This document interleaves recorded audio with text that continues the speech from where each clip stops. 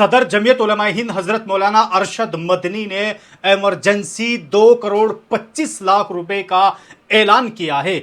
जी हां दोस्तों, आखिरकार सदर जमीयत उलमा हिंद हजरत मौलाना अरशद मदनी को अचानक से 2 करोड़ 25 लाख रुपए का ऐलान क्यों करना पड़ गया, आइए पूरी तफसील से इस खबर पर नजर डालते हैं। दोस्तों, जब कोई कुदरती आफत या मुसीबत आती है तो वो ये नहीं देखती कि सामने वाले का मजहब क्या है, उसकी जात क्या है, या वो कौन सी जुबान बोलता है।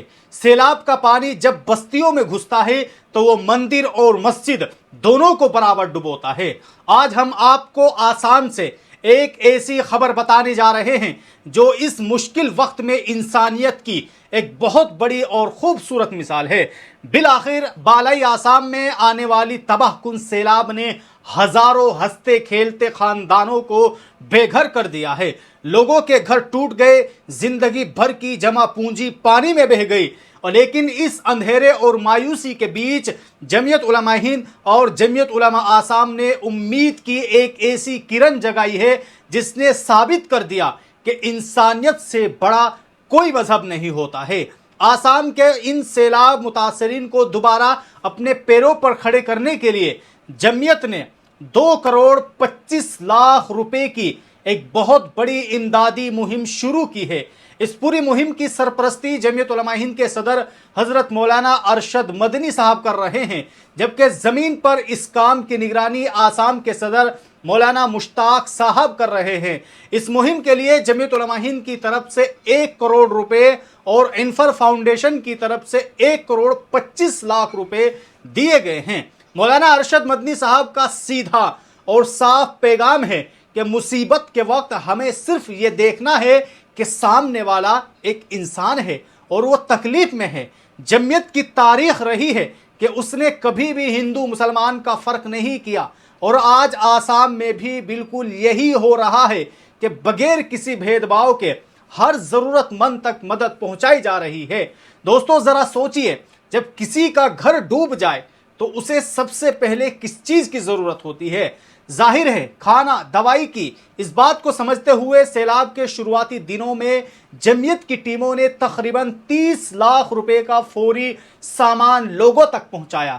इसमें चावल, दाल, प्याज, आलू, तेल, कपड़े और रोजमर्रा का जरूरी सामान भी शामिल था। इसके अलावा 4 लाख रुपए के टीन, 2.5 लाख रुपए की दवाइयां और फिनाइल भी बांटा गया। अब आपको ये जानकर शायद सबसे ज्यादा खुशी होगी कि जमीयत ने मुश्किल की इस घड़ी में बच्चों की पढ़ाई का भी ख्याल रखा है और 1000 बच्चों में 5 लाख रुपए की किताबें तकसीम की है। यह सब सामान लेकर जमीयत की टीमें उनके दूर दराज इलाकों तक भी पहुंची, जहां पानी और कीचड़ की वजह से जाना तकरीबन नामुमकिन था। लेकिन बात सिर्फ चंद दिन का राशन बांटने पर खत्म नहीं होती।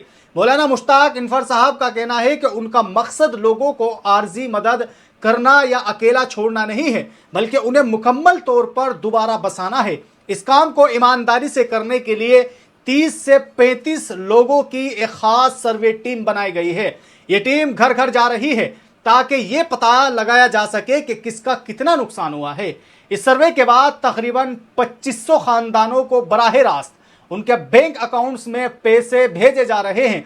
जिनका बहुत ज्यादा नुकसान हुआ है उन्हें 25,000 रुपए, दरमियानी नुकसान वालों को 7,000 रुपए और कम नुकसान वालों को 5,000 रुपए दिए जा रहे हैं। ये सब कुछ पूरी शफाफियत के साथ आधार कार्ड और बैंक अकाउंट की तफसीलात चेक करके किया जा रहा है ताकि हकदार को उसका हक मिल सके। इस खबर का सबसे जज्बाती पहलू तो यह है कि जहां जमीयत ने उन खानदानों को गले लगाया है जिन्होंने इस खौफनाक सैलाब में अपने प्यारों को खो दिया।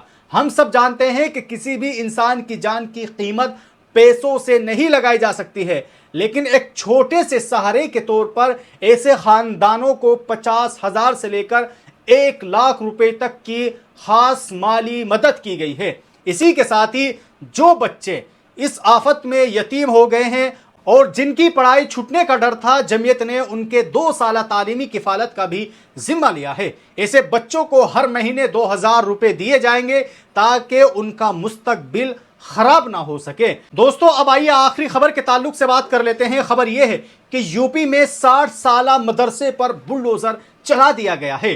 दोस्तों आखिर ये सब कब तक चलेगा? यूपी के मुसलमानों में इस वक्त काफी मायूसी और बेचैनी है। डुमरियागंज के गांव पेरा रामलाल में एक बहुत ही शानदार और 60 साल पुराना मदरसा, एक मस्जिद थी जिसे यूपी की योगी हुकूमत ने अपने सरकारी बुलडोजर से ढा दिया है।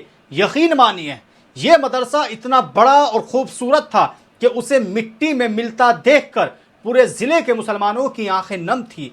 सबसे ज्यादा दुख की बात तो यह है कि इस मदरसे में तकरीबन 400 बच्चे पढ़ते थे जिनका मुस्तकबिल अब अंधेरों में नजर आ रहा है। आइए हम आपको बताते हैं कि असल में हुआ क्या। सिद्धार्थ नगर के एक खेल के मैदान के पास ये अरबिया जियाउल उलूम मदरसा बना हुआ था। मंगल की सुबह अचानक इंतजामिया के लोग 6 बुलडोजर लेकर पहुंच गए और सिर्फ 2 घंटे के अंदर अंदर आधी मस्जिद, आधा मदरसा, 7 कमरे और एक दुकान को तोड़कर रख दिया। ये पूरी इमारत तकरीबन 14,000 स्क्वायर फीट में बनी हुई थी। हुकूमत का कहना है कि इसमें से 9,000 स्क्वायर फीट जमीनी सरकारी थी, इसलिए उस हिस्से पर बने मदरसे और मस्जिद को नाजायज यानी कि गैर कानूनी करार दे दिया गया है। मतलब सीधा यह है कि मदरसे और मस्जिद के 60% हिस्से को खत्म कर दिया गया है। अब जो आधी मस्जिद और कुछ कमरे बच गए वो प्राइवेट जमीन पर है और इंतजामिया का कहना है कि जो आदमी मस्जिद छोड़ दी गई है वहां जाकर नमाज पढ़े। अब आपके जहन में यह सवाल आ रहा होगा कि क्या मुसलमानों ने इस मदरसे को बचाने के लिए कोई कोशिश नहीं की? तो ऐसा बिल्कुल नहीं है। साल 2002 से इस मदरसे को बचाने की कानूनी लड़ाई लड़ी जा रही थी। गांव के लोगों का कहना है कि मदरसा 1938 में गांव के अंदर बना था और फिर 1967 में उसे इस मेन रोड यानी खेल के मैदान के पास शिफ्ट किया गया था। लेकिन 2022 में गांव के ही 5 लोगों ने तहसीलदार कोर्ट में शिकायत दर्ज की कि ये जमीन खेलने के मैदान की है और इस पर नाजायज कब्जा किया गया है। साल 2023 में ही कोर्ट ने जगह खाली कराने का हुक्म दे दिया था, लेकिन मदरसे की देखभाल करने वाले अब्दुल कलाम साहब ने हिम्मत नहीं हारी और इस फैसले को डीएम कोर्ट में चैलेंज किया। तकरीबन 3 साल तक की लड़ाई अदालत में चलती रही, मगर आखिरकार हमेशा की तरह मुसलमानों के हाथ मायूसी ही लगी। 14 अगस्त 2026 को अदालत ने पुराने फैसले को ही बरकरार रखा और जगह खाली कराने का नोटिस जारी कर दिया। और फिर वो दिन आ गया जिसका सबको डर था। 18 अगस्त यानी मंगल की सुबह 7 बजे एसडीएम और 5 थानों की पुलिस तकरीबन 100 पुलिस वालों के साथ 6 बुलडोजर लेकर गांव पहुंच गए। जब ये बुलडोजर चल रहे थे तो वहां काफी हंगामा भी हुआ। डुमरियागंज से समाजवादी पार्टी की मकामी मुस्लिम एमएलए सैयदा खातून और उनके कारकुन वहां पहुंच गए और उन्होंने इस कार्रवाई की सख्त मुखालिफत की। बुलडोजर एक्शन के खिलाफ नारेबाजी होने लगी। पुलिस और एमएलए के बीच काफी बहस हुई और धक्का मुक्की तक नौबत आ गई और ये सब आधे घंटे तक चलता रहा। लेकिन पुलिस की गिनती बहुत ज्यादा थी। उन्होंने बैरिकेडिंग लगाकर सबको दूर कर दिया और लोग दूर से अपने सालों पुराने मदरसे और मस्जिद को टूटता देखकर सिर्फ रोते रह गए। दोस्तों हम सब जानते हैं कि यूपी में यह कोई पहला वाकया नहीं है। पिछले 1 साल के सरकारी एदाद शुमार पर अगर हम नजर डालें तो सिर्फ यूपी में 225 मदरसों, 30 मस्जिदों, 25 मज़ारों और 6 ईदगाहों पर सरकारी बुलडोजर चलाया जा चुका है। और ये तो सिर्फ पिछले 1 साल का रिकॉर्ड है। जरा सोचिए अब तक कितनी ही इमारतें गिराई जा चुकी होगी। अभी पिछले ही महीने की बात है कि सहारनपुर में कलेक्ट्रेट के अंदर बनी 25 साल पुरानी एक तारीखी मस्जिद को भी नाजायज बताकर गिरा दिया गया था, जो कि अंग्रेजों के दौर में मुसलमानों के लिए बनाई गई थी। बजरंग दल की एक शिकायत पर दिहाइयों पुरानी मस्जिद को भी निशाना बनाया गया। आखिर में सवाल यही उठता है, ऐसा क्यों हो रहा है? तो इसका जवाब शायद सियासत में छुपा है। हाल ही में यूपी हुकूमत के एक वजीर राघोर राज सिंह ने पीर के दिन खुलकर बीजेपी को मुसलमानों का वोट नहीं चाहिए, उन्होंने सिर्फ हिंदुत्व का वोट चाहिए। अब इस हिंदुत्व के वोट बैंक को खुश करने के लिए मस्जिदों और मदरसों को निशाना बनाना होगा और वही किया जा रहा है कि 400 मासूम बच्चे जो उस मदरसे में पढ़ते थे उनका क्या होगा, इससे शायद किसी को कोई फर्क नहीं पड़ता। आगे यूपी इलेक्शन भी आने वाले हैं।